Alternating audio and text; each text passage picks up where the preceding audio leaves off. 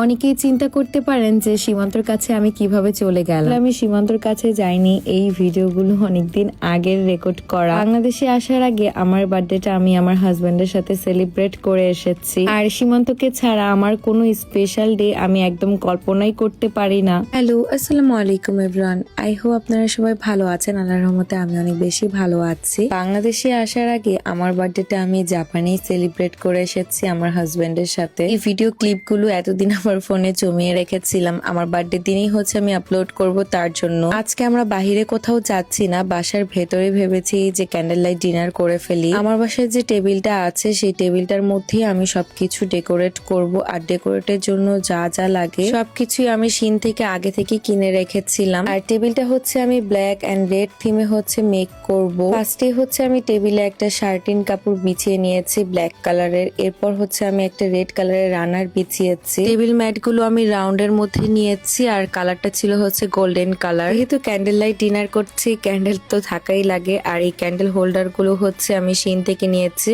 যা যা দেখতে পাচ্ছেন সবকিছু আসলে সিন থেকেই নেওয়া। আর এই ব্ল্যাক কালার প্লেট গুলো আমার বাসায় আগে থেকেই ছিল, তো এগুলো দিয়ে হচ্ছে ডেকোরেট করে ফেলেছি। সাথে হচ্ছে এই ন্যাপকিন গুলো আমি অ্যাড করেছিলাম। এগুলো অ্যাড করার পর টেবিলটা দেখতে আরো বেশি সুন্দর লাগছিল। এখন অনেকেই বলতে পারেন, আপু আপনার বার্থডে আপনার হাজবেন্ড হচ্ছে সুন্দর করে সাজাবে, আপনাকে সারপ্রাইজ দিবে। আমার হাজবেন্ড এই ডেকোরেটের আইটেম সম্পর্কে কিছুই বোঝে না, জানে না। তো এগুলো সবসময় যেহেতু আমি করি, তো আমি সাজিয়েছিলাম। আগে আমার বেলুন ফুলাতে এত এত কষ্ট হতো, এরপর হচ্ছে এই বেলুন ফুলানোর মেশিনটা কিনে ফেলেছি। এখন হচ্ছে ইজিলি আসলে বেলুন গুলো আমি ফুলিয়ে ফেলতে পারি। সকালে উঠিয়ে আমি আগে হচ্ছে বিরিয়ানি রান্না করেছি, সেটার আসলে কোনো ক্লিপ নেওয়া হয়নি। এইগুলো হচ্ছে ওয়ালে ডেকোর করতে করতে অনেকটা সময় চলে গিয়েছে। আর সীমান্ত তখন হচ্ছে অফিসে ছিল, আমি একা একাই সবকিছু করেছি। সীমান্ত আসলে জানে না আমি কিভাবে ডেকোর করব আর কিভাবে কি করব। সে যখন বাসায় আসবে সে নিজেই আসলে সারপ্রাইজ হয়ে যাবে। এই তো আমার বার্থডে টেবিল ডেকোর করা হয়ে গিয়েছে। আর আপনারাও জানাবেন যে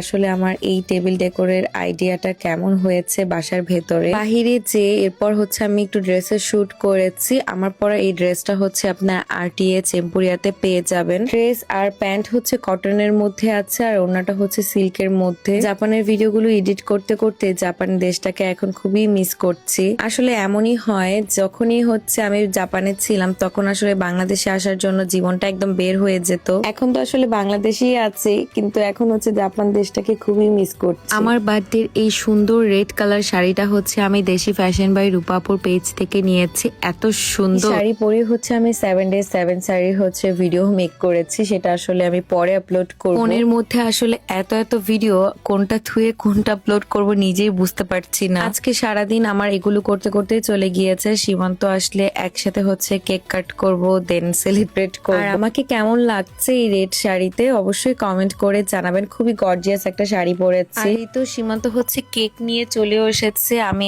এক আপুর কাছে হচ্ছে কেক অর্ডার করেছিলাম। এরপর তাকে বললাম যে তুমি ফ্রেশ হয়ে নাও। আর তাকেও হচ্ছে রেড কালারের মধ্যে একটা শার্ট পরিয়েছি।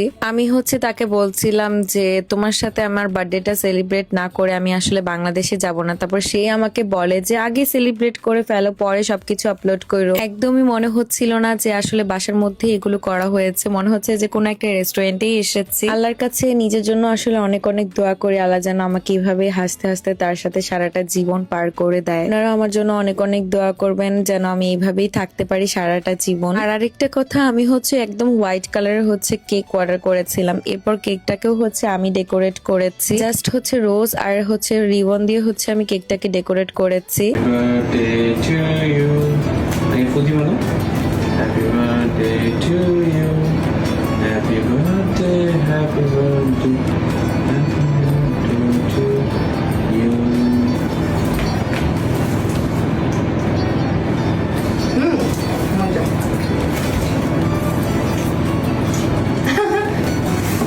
দেখো কি রান্না করছি, বিরিয়ানি।